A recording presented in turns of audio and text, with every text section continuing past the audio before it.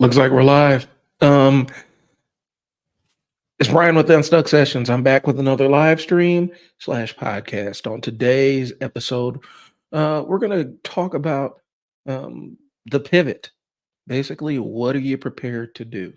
As you can see, the message at the bottom. If you want to jump in and comment, I may not be able to see who you are, so make sure that you shout it out and let me know who you are so I can shout you out. But again, this is going to be about the pivot, how we adapt to change in business. And I'll give you my personal example. I may be an outlier, but um, yeah, that's what I got on today's episode. So I'm glad that y'all are tuning in, and I'm going to go ahead and roll this intro and we'll be right back.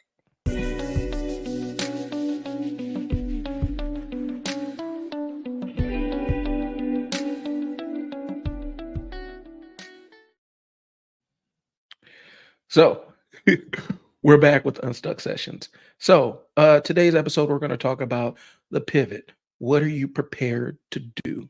Now, the reason why I'm calling it "What are you prepared to do" is this. Um, there's a movie called The Untouchables. I don't know if you've seen it, um, but it has Kevin Costner, Sean Connery from the '80s. I'm trying to remember exactly who did it. Um, I'll look it up. Anyway, there is a scene in there, and The Untouchables is about fictionalized account of Elliot Ness during Prohibition going after Al Capone. He's going to take down Al Capone, and there's a scene where he's talking to a Chicago beat cop named Malone, who is Sean Connery's character. And basically, Malone is letting him know, "Hey, man, if you start this war with Al Capone, they're never going to stop. So you have to take this to the conclusion. You can't really take any half steps with this." And so the question he asked him is, "What are you prepared to do?" Because the context is um picking the fight with Cologne, with Capone, is a very dangerous endeavor because they're ruthless. They'll go after you and your family. They'll hurt whoever they can get on to either compromise you or hurt you. And so, what exactly are you prepared to do? It's a Brian De Palma film. De Palma did Scarface, if I'm not mistaken. Anyway, the question was, what are you prepared to do? And it kind of gave Kevin Costner's character a little bit of pause because I don't think he quite wrapped his mind around. So, if you embark on this endeavor, what are you prepared to do? And it's a question for a lot of people that are embarking on business ownership, part time or full time, or any kind of field where you have to commit yourself 100% in. You can't just leave it at the door. You can't just set your bags down and focus on the home life because work you have to be constantly thinking about what's going on with your job and things like that. I experienced that being on call in the child welfare part of things, and so you have to be able to say, "What am I prepared to do?" And from a business owner standpoint, um, the pivot is kind of what you have to be prepared to do. If the fundamentals of your business or reality change, what are you prepared to do as your next step in order to survive? That's the crux of the question. So, what are you prepared to do? Um, Again, today's episode is going to be really talking about the concept and some of the mental stuff behind pivoting. And then I'm also probably going to put a lot of really personal stuff in here because being able to pivot isn't necessarily a strength that I have. And so it's something that I had to learn how to be able to do is adjust and pivot off of an idea or a deeply held belief in order to make what I'm doing align with the reality that's in front of me. That's a lot of words to say. Basically, is my way of getting real with myself, and that's not necessarily the easiest thing to do. And a lot of times, we don't know from a business owner standpoint. Sometimes when your beliefs don't jibe with your current reality, sometimes we'll hold on to we'll hold on to those beliefs to our detriment. And we won't pivot off of those beliefs until it's already too late. So that's what the main conversation is today. um, why you would need to pivot. And there's a lot of different reasons as a business owner why you need to set up a pivot. When I talk about a pivot, pivot is we need to change direction. We need to go do something else. We need to try something that we haven't tried before. Um, we have to maybe sometimes set down this thing that we were doing, that we have different levels of attachment to do something else, because it's a course of what's best for the business, it's a course of what's best for our employees, it's a course of what's best for us. um, and that's not always easy to do. There are lots of people that need to set up pivots in their personal life, and those pivots never get set up. They never pivot away from the thing that they're doing, and they end up paying the price. So is it health, your mental health, your finances, and a lot of other stuff. And in business, is it's a little it's interesting because for me, I kind of perceive my business as a creative endeavor, as a kind of an art in and of itself. And sometimes you can fall in love with ideas and fall in love with things that you're doing so much that you don't see that they're actually deleterious to what you're trying to do as a business owner. And you being able to pivot off of those ideas and beliefs and tasks are the things, is going to be the difference between you making it and not making it.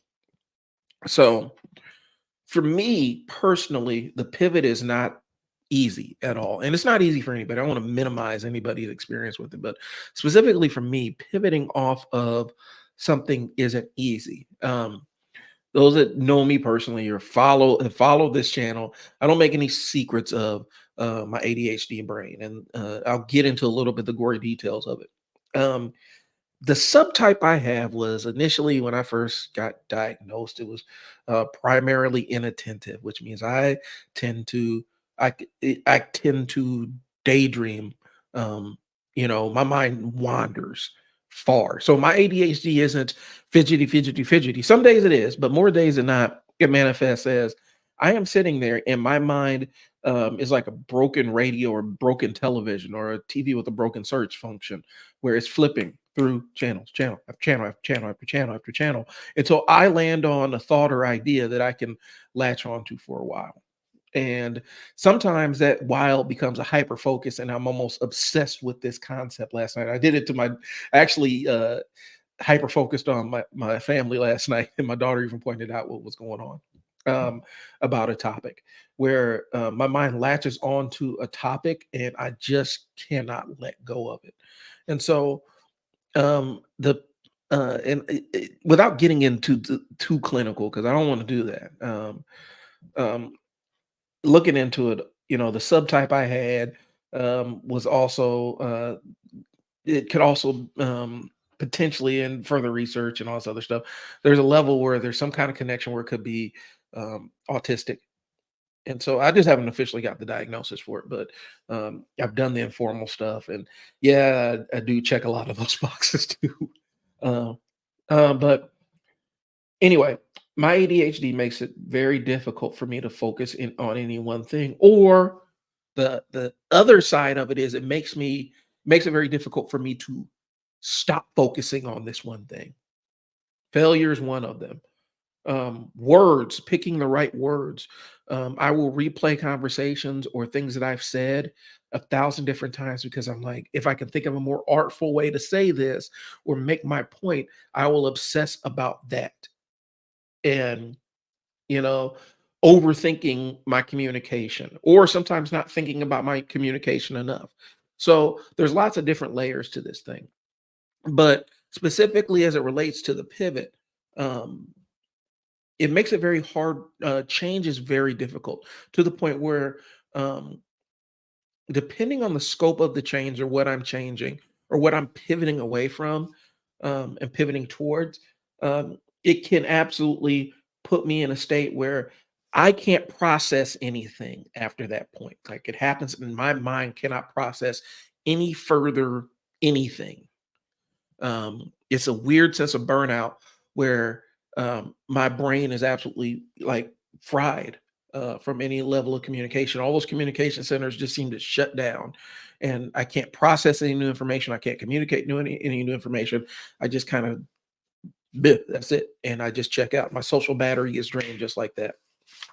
Um, and it can be very upsetting for me, where it makes me feel like, that pivoting and being able to adjust on the fly, um, it puts me in this weird, kind of chaotic state where where everything feels like it's upside down or bad or awful, and it's really a mentally and a physically uncomfortable place to be.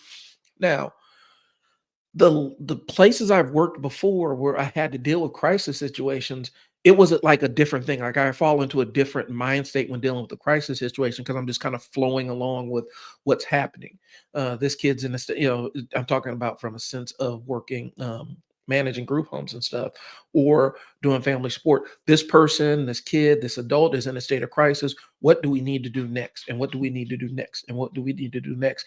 I would enter kind of a flow state where I could really adjust on the fly and adjust plans and even the tones and cadences of which I spoke on the fly.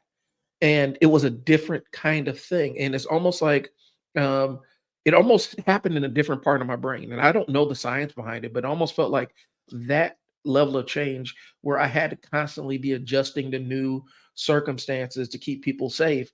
It happened in a different part of my brain than pivoting to keep, a business afloat or adjusting to a new market. So the pivot is not an easy place for me to be. And it's not easy for anybody, but for me, I have to deal with all the other mental stuff that comes along with it. And almost sometimes being paralyzed with, the fear and uncertainty and dealing with the complex feelings of, well, I'm pivoting off of this idea that I thought was amazing, and it feels like a death of sorts, and you got to go through this grieving process. It's really strange, but you have to do it. And it goes back to, what are you prepared to do?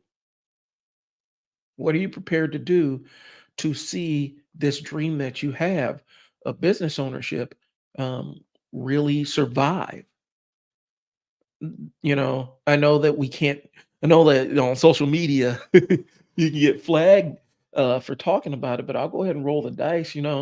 Specifically with the pandemic, it forced us to pivot as business owners, and embrace some new realities of doing life for about 18 months. Like 18 months, we had to adjust to new ways of transacting and doing business, and some business models didn't survive. Some weren't built to be able to pivot into a world where everybody's distant, and others, people just couldn't let go of their beliefs, their core beliefs of how the world should function, and it went by the wayside.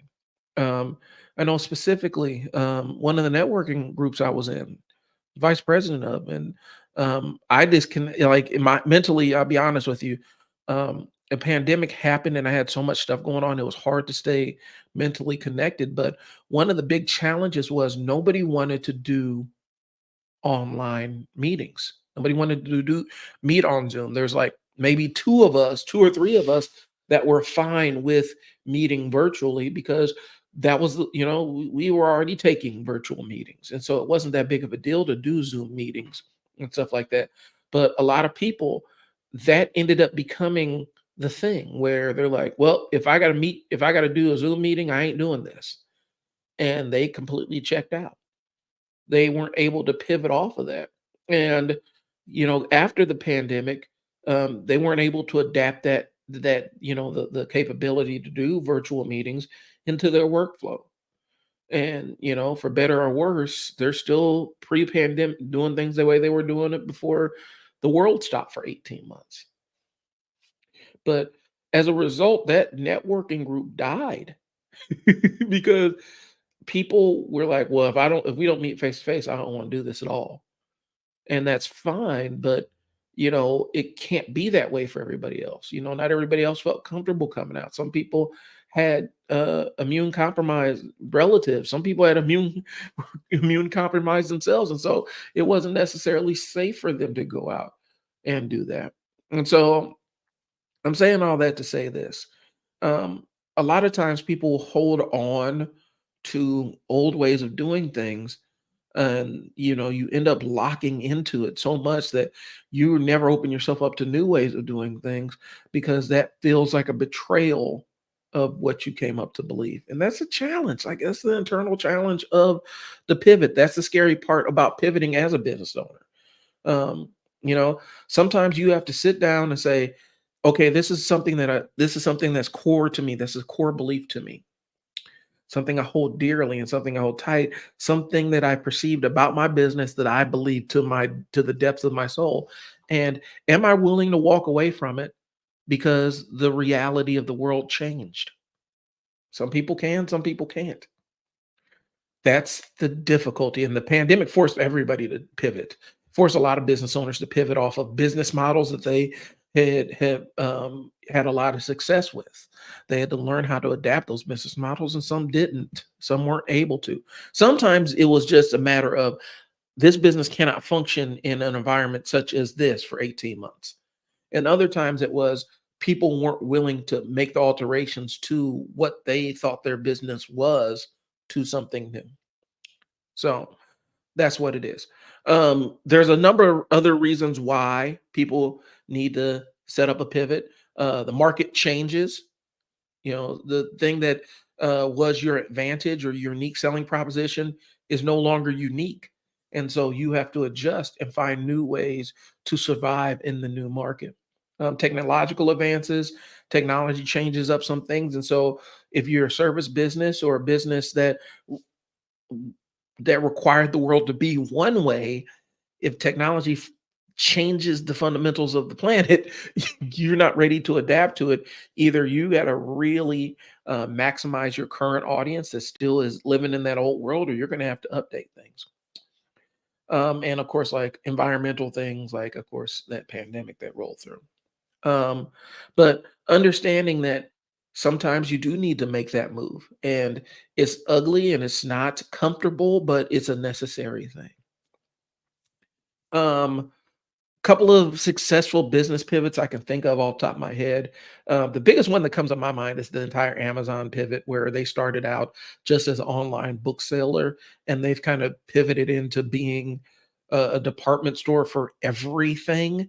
And not only just a department store, but a food market and a pharmacy and all kinds of other stuff. And they pivoted into a lot of different things. I know specifically people look at Amazon, and they think is, I go on here and I can order whatever I want and have it shipped to my house in a reasonable amount of time, and they think that that's the core business model. Well, the core business model for Amazon is Amazon Web Services, which pretty much hosts most of the internet.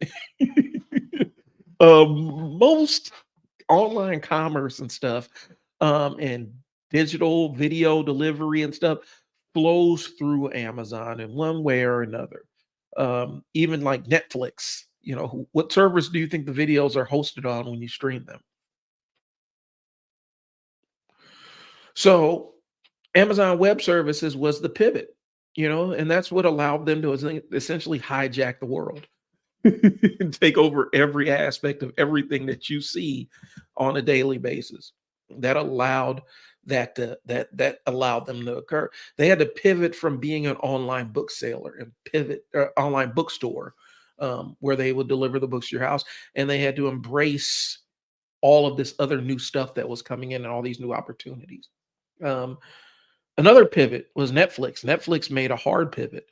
Um, and their pivot actually kind of changed the game in terms of um, the way we consume media. Like it absolutely changed how we consume content, because when Netflix first started, they disrupted the video market. You know, Back in the days, man, when I was a kid, Friday nights were at Blockbusters or Hollywood Video or Captain Video or whatever video rental store existed when you were younger that doesn't exist anymore. You would actually, your parents would get, it's video night. We go rent games and movies from Blockbuster, get pop candy, soda, all that other stuff, just chill for the weekend. And you would wait for the movies that you missed in theaters to hit, and everybody would rush to Blockbuster and try to grab them, or the new game drops. I remember when NBA Live Tournament Edition dropped, and There was a whole section at Blockbuster devoted just to that game. And, it was like, it was a big deal to be able to go out and rent media to consume over the weekend. Then Netflix comes along and says, we'll deliver that to your house. You don't even have to go anywhere. We'll mail the video or DVD to your house. It actually was DVDs. We'll mail the DVD to your house. You don't even have to go anywhere. And then when you get done with it, just drop the envelope, send it back. With that one thing, they disrupted decades of decades of dominance by chains like Blockbuster and Hollywood Video. They absolutely buried that entire industry. And we'll just mail the movie to your house. You never have to leave. You don't have to leave your house to watch the latest movies. All you gotta do is go to our website, see what movies look awesome to you. We'll ship them to you. You get them out of your mailbox. You watch them, drop in envelopes in the back. We're square. That was the entire concept. Now, let's look at the next pivot. The next pivot was Netflix is like, there's a lot of overhead with having to replace these, and because you have to carry inventory of all these DVDs. Like if you have them on the website, you have to have them in inventory so that when people order them, they're able to actually send them and ship them. And there's costs with shipping stuff and logistics and all kinds of other stuff. And then you have to account for people stealing it, people ghosting you, people breaking the DVD, scratching it up beyond recognition. I can't tell you how many DVDs I've gotten back in the days from Netflix that were scratched up. And so Netflix said, you know what? Let's add another service here. And that's when they added the streaming service where now you don't even have to go to your mailbox. We'll just beam the movies directly into your television. you know, you could just eh, have the app and you could just watch it wherever you wanted to watch it, when you wanted to watch it. And that was kind of the final death nail for renting videos. That was it. I didn't even have to rent the video. I only have to return it. I can pay y'all. Y'all beam the video into my television and straight into my eyeballs. And all I got to do is pay you a small monthly fee, which has become a much larger monthly fee. Great. And then they said, let's add some TV here. And so they started adding TV and all this other stuff. And so Netflix pivoted from this video by mail model to basically streaming television. Like they created streaming television, and video game companies kind of were going along the parallel path of, you know, it's easier to just have people basically buy these video games from us. But they're not really buying. It's just kind of like a long-term rental. And because it's a long-term rental, we'll do updates to them, we'll add new features, take away new features, in some cases take away the entire game. And they pivoted into a new delivery method, and the delivery method changed the world. Now, there's still advocates of digital media. I am one of those advocates. I still think that you need to have the physical. I'm an advocate of having the physical media as well, but that's a smaller and smaller market. More people are happy to do long-term rentals, essentially, of digital products that they pay for. When you buy a movie from a streaming service, you don't buy that movie. You're paying for access to it and for permanent access to it until the video company decides that it's not feasible for you to have retain access to that thing, and then it goes away again. But Netflix and Amazon were the two ones that they pivoted, and their pivots changed the marketplace for everybody. Now, as a business owner, your pivots may not be that grand. They may not be that wide ranging in scope, but it may alter your life in ways that you didn't see. Pivoting to speak to a new market or new sub niche of clients that you didn't know existed. Um, Altering a service, discontinuing a service that you love but that is not bringing in the money allows you to refocus on elements of your business that are making you money, and that can change the scope of your business. Um, One of the pivots I had to set up with one of my other businesses is Coach Mo Athletics. um, we had to kind of pivot away a little bit from the model that we came in with, where we were basically saying 19 or $99 a month gets you access to everything that we do. And we were running a basketball training business, and with a team element, we thought that if we can get enough people to pay $99 a month, we could fund entire teams and things off of that. And the challenge from that was, there was so much education that we needed to do to our marketplace to explain, listen, our primary existence and primary reason for existence is not teams, it's basketball training. The team served to further the training and not vice versa. There was a lot that went into that. And so we had to raise our prices in order to make the service actually something that's viable, because $99 a month was not getting, wasn't covering it. And even the more recent pivot to the price point we're at, there's some shortfalls there. And so we're going to have to pivot off of that price point, in order to deliver the service that we want. Um, One factor that is causing a lot of businesses to pivot is inflation. It costs more to do business. It just costs more. And so you have to build in the price increase, into your pivot, because a lot of business owners don't really want to raise the prices on their clients. I'm gonna be honest with you. Small business owners, we value the relationship we have with our clients, and we don't want them to have to uh, break themselves or break their bank to partake in our services. But the reality of things is, it's more expensive to do business. Everything costs more.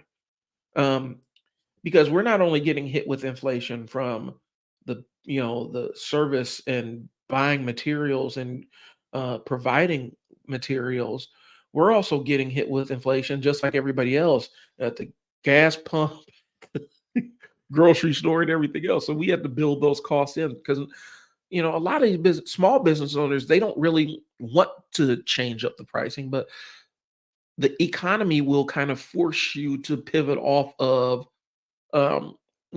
always having the most client friendly pricing, because at the end of the day, it's not exactly client friendly, because you have to remove services, remove layers in order to meet the same price points. And so, um, that's a specific pivot that is one of the hardest ones to get small business owners to wrap their minds around, is sometimes you got to raise your prices just to survive.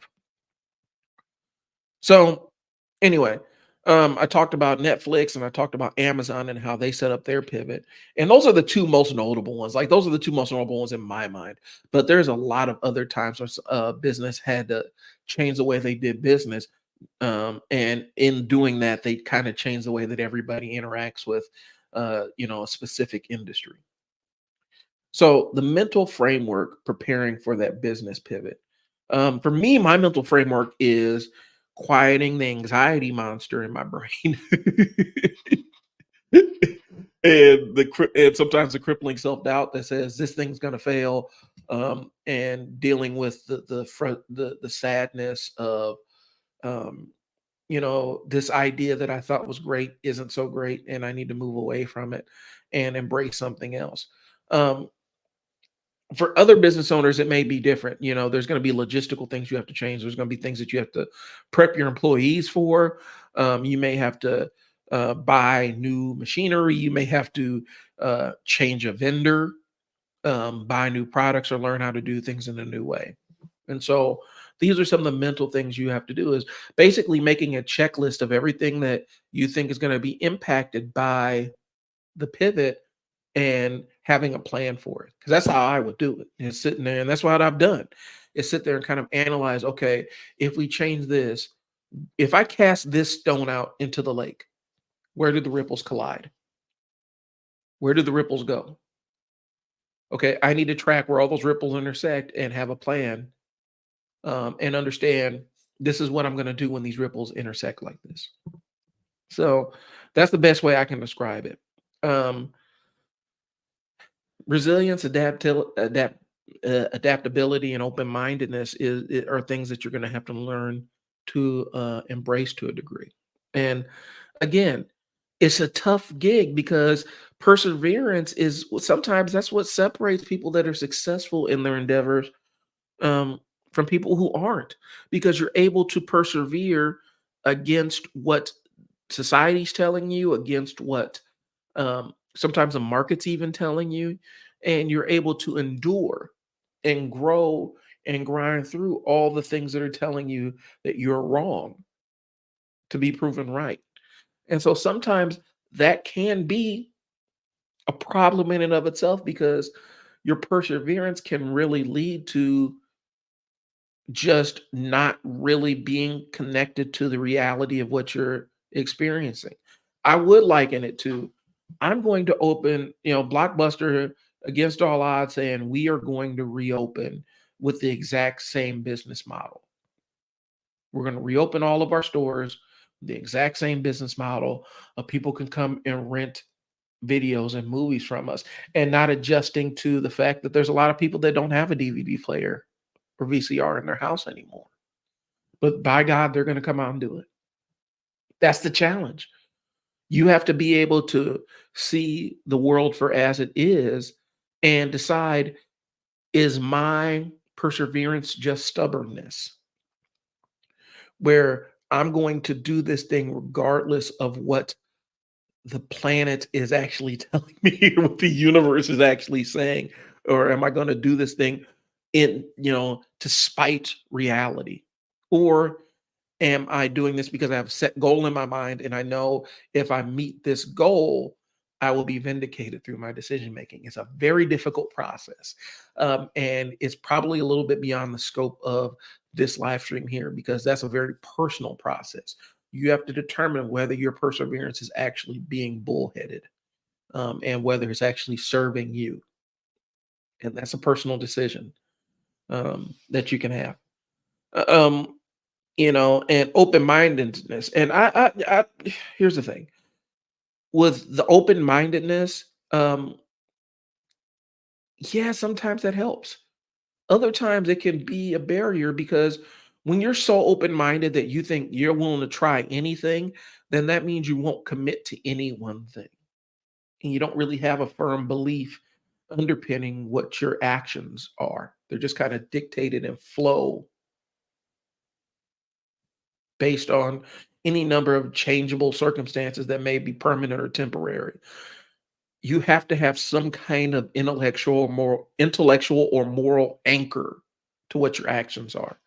You can't just be so open-minded that, yeah, anything goes with this business venture I'm in. Anything. I'm willing to do literally anything and never commit to any specific course of action. And for me, I kind of hedge along that front where I'm willing to try anything. And it's hard to commit to any one thing. So I'm almost on the end of that spectrum with open-mindedness. And I have to get a little bit more bullheaded and a little bit more narrowly focused. So I would push back against, I'm reading off an outline if you can't tell. I would push back a little bit against being too open-minded when it comes to pivots because even though you pivoted off of one thing, you still need to commit to a new course of action. You can't just halfway step. And that's kind of where it goes. What are you prepared to do? If you take on this new course of action, do you have the gumption to stick with it and see it through till its natural end or until um, the market tells you otherwise? Are you willing to sacrifice your emotional comfort to see this thing all the way through? Managing fear and uncertainty. That's the hard part because it's easy to sit up here and say, well, you gotta be unafraid and you gotta be, but that's not realistic. Fear is a it's a primal thing. It's ingrained in us. You know, being scared, being fearful was the thing that kept you from getting devoured by some saber-tooth tiger or something back in the days. That's what kept you alive, is being able to recognize a dangerous situation and using the fear response to react accordingly. The challenge is understanding that am I in a life or death situation, or am I just scared that things are going to be a little bit uncomfortable for a while? That's that's the difference. is being able to conceptualize that. But telling somebody to be unafraid, that's something that you can't do. And sometimes if the alarm bells are going off, sometimes you need to pay attention to them. Because if you're in a building and the fire alarm goes off, you need to move. You're not being afraid of fire isn't going to serve you. So you need to move accordingly. Be guided by some of your fears and doubts, but don't let them control you. Make sure that they're leading you to appropriate actions and responses. Um, but again, sometimes those red flags are in place for a reason. You have those reservations because it's perfectly normal to have reservations about this change that you're trying to undertake. And you need to look at it from a place of, does this fear actually serve me? Is this something that I do, or is this fear underscoring things that I need to be on the lookout for? So, and that's kind of the strategy in place. Understand that sometimes the fear response is a natural one, and dissect what is scaring you about the pivot. What's scaring you about the change that you need to make? And is it a valid one? Because sometimes there is some level of validity underneath it. All right. Building a support system, that's not always easy for the solo entrepreneur because it is a solo, the entrepreneur, if you're doing the solo entrepreneurship, or even if you're with a partner or something, um, people that don't have the same stakes or skin in the game may not understand where you're coming from.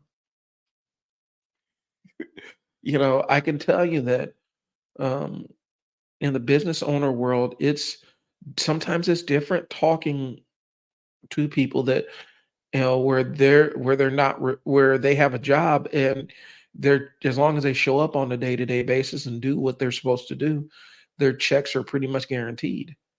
Um, it's a different conversation, y'all. I just got to be transparent with y'all.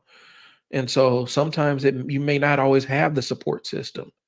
Talk to other business owners, use the networking groups. Maybe coaching and mentorship helps out, where you can talk to people who are like-minded. I want to build a community full of business owners that kind of have the same viewpoint and vantage point that I do, so that we can share experiences and stuff. That's the goal of the Unstuck sessions. I want to build a community around this thing, and not just where it's a one and done kind of thing. I want to build an entire community around it, and make it a community full of business owners who can share experiences and talk about fears and anxieties, and having a stronger support system around you.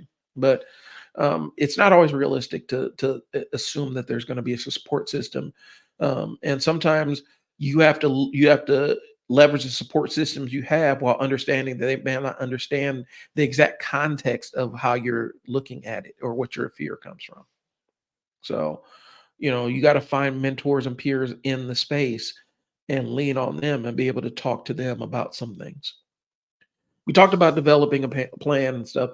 And the last part, is going to be kind of setting up the execution of the pivot. And what do you need in place? And set a date, and make it as clean as possible. Make the cut as clean as possible. If it's a service that you need to if a service you need to discontinue, inform your clients, let them know what's going on, provide them as alternatives, and then set an end date. Don't just leave it open ended, and make the cut as clean as possible so that you can pivot into your new way of doing things without having to be moored or tied to the old way. That's the only way. That's the thing I can do. Um, here's the thing that pivoting allows you to do, and I've talked about it on previous live streams, but it's important to discuss, and I think I need to reemphasize this, specifically for me. Like, I'm almost talking to myself here, is embracing the failure. We can go back and look at what we had to pivot away from and why, and some factors that drove the pivot, why we needed to move in a different direction. When I'm looking at When I was talking about the Coach Mo Athletics, one of the pivots we had to pivot away from was the price point and a lot of the model that we were trying to go with when we were making it an all inclusive package uh, for a rock bottom price. Um, and one of the big mistakes was underpricing it from the jump because we were trying to make something that was super, super, super economical with the hopes that we're going to get as many kids and parents and in the system as possible. And one of the things is when I talk about prices positioning. When you position yourself as an economical or discount service, you get economical or discount expectations that go along with it, and demands of you that simply wouldn't exist if you were charging more. And so, it was the first price point was way too low for what we were trying to execute and what the vision was. And um, that was, and even then trying to do an all-inclusive service, with a single price point, that wasn't built to last either because some people were getting more and some people were getting less, but it was all for the same price. You cannot do that with your clients. The people that pay more expected to get more. And that's how you keep people happy. But if everybody's paying the same price, but some people are getting more from that same price than others, you're setting up potential derision within your client base, and that's not a place you want to be. But you have to be able to go back with a clear and sober mind and look at the thing you had to pivot away from, and figure out what lessons are to be extracted from this thing. And that's not always easy. And sometimes it's a very revealing kind of thing. It can lay you bare where you're just like, oh, you have to go back and critically look at the thing that made you have to switch up and take a new strategy. And that's not an easy thing to do.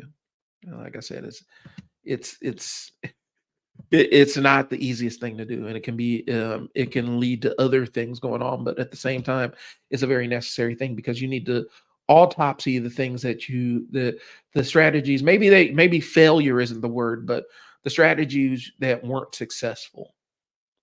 I don't mind failure. I think failure is a great teacher, and I think a lot of times that's where the real lesson is in the things that we didn't execute so well. But it's not all. That being said, it's still not easy to go back into the graveyard of your failures and try to get the lessons out of it without being weighed down by I tried this and it did not work.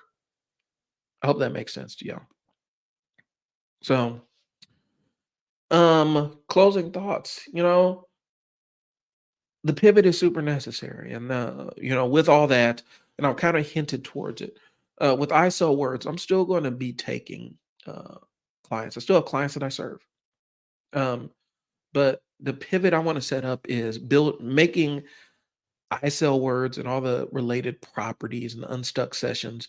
I really want to build a community for up and coming business owners to get real advice because the reality is you go on YouTube, and if you get trapped anywhere in the entrepreneur world on YouTube, it's full of BS,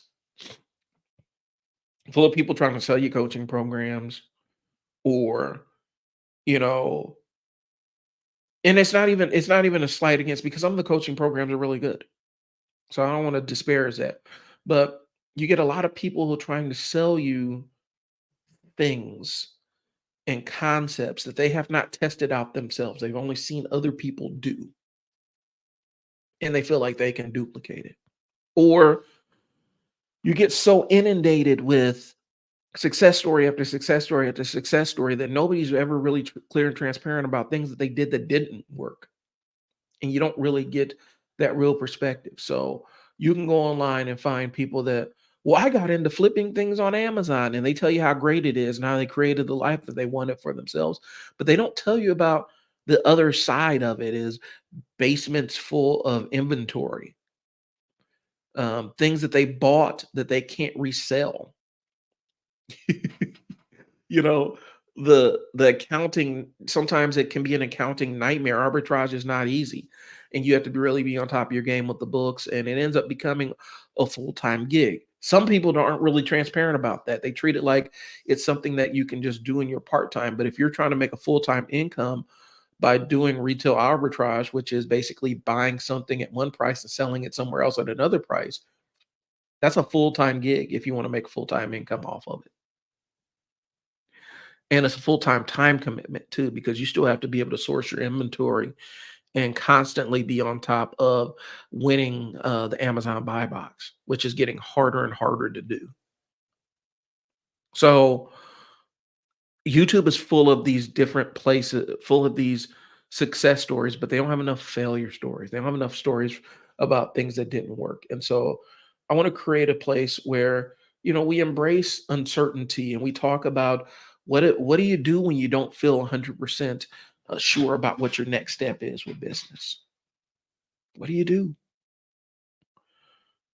Having places where it's safe to tell somebody, yeah, I run this and I'm scared that this is not the right decision. What do I need to do? Or I committed to this business, but the fundamentals have changed. What do I need to do? And have real conversations about it, because I don't think that place exists much on YouTube where everybody is selling success. They're selling their own success, and sometimes they're selling the success of others. Sometimes they're selling successes that they didn't even have. There are entire empires on YouTube that are being built by selling fake success stories to people who are hopeless and looking for an exit out of the life that they don't want. So I want to build a community as real talk for business owners and aspiring business owners.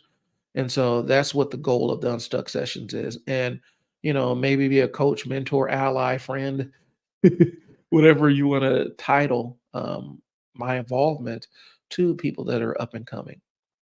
So that's what the goal is, and it's going to be a learning community so we can learn from each other and things like that. But that's what the eventual goal, that's what the pivot is going to be for ISO words, where it pivots slowly away from the done for you side of things, or maybe not a complete pivot, but adds a component where there's online services and offline services for people. So that's what the next move is that I want to pivot into. Um, so that's all I got. I appreciate y'all's time listening to me ramble on this live stream. Um, you know, I know that, time is a limited commodity. And so I'm always thrilled to be able to, possess a chunk of it. I've spent like 47 minutes with y'all. And so I really do appreciate your time. I'm gonna be chunking this up into a podcast episode. Um, I think my next episode is probably gonna be how I manage this content, and give y'all a glimpse behind the scenes, because for business owners specifically, one of the challenges that they face is making content that speaks to the people that they're trying to serve without feeling like managing the content is their full-time job. And that can be very challenging. So maybe next episode, I'll kind of give you a peek behind the scenes of what this actually looks like and how I try, or what my vision is for distributing this content, because Lord knows I am not as consistent as I want to be with this. So that's what I got. I appreciate y'all's time. You know how to reach me. The socials are all over. You how to reach me on social media. My email, if you want to get unstuck with me, is mail@isellwords.net. I will put that in the banner here. Where we at? There we go. If you want to get unstuck, hit me up in an email and we'll book a time and schedule a session. They aren't free anymore. I am really, really, really busy. I got to start planning I got to start planning a couple of video shoots when I get done here. And so the sessions aren't free, but I try to keep them economical so that I can help you get unstuck and moving on to the next part of what your business is, or the next part of what your vision is. Because sometimes, I've talked to people who haven't launched the business yet, but they want to, and so they need somebody who actually has experience um, with launching a couple of businesses to bounce ideas off of and see what works and see what doesn't work. So, but if you want to reach me, email me at that email address, and we'll get unstuck together. So that's all I got. I appreciate y'all's time. Um, and just ask yourself when you're trying to decide when it's time to change up things in your business, what are you prepared to do? Are you prepared to take it all the way? And then you need to start planning about, okay, so what does taking it all the way entail? And how do I adjust for bumps along the road? That's all I got. I'll talk to y'all later. Thanks for tuning in. Peace.